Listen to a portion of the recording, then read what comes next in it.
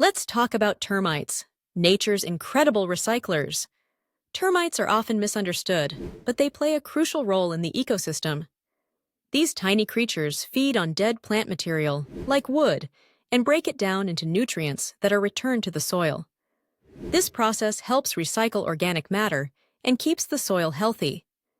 In fact, without termites, we'd have piles of dead wood and plant matter everywhere, and many plants wouldn't thrive as a result. So, while termites might be seen as pests by some, they're actually doing vital work in our ecosystems. Isn't nature amazing? Share this with someone who'd love to know how termites help our planet. And follow for more incredible animal facts.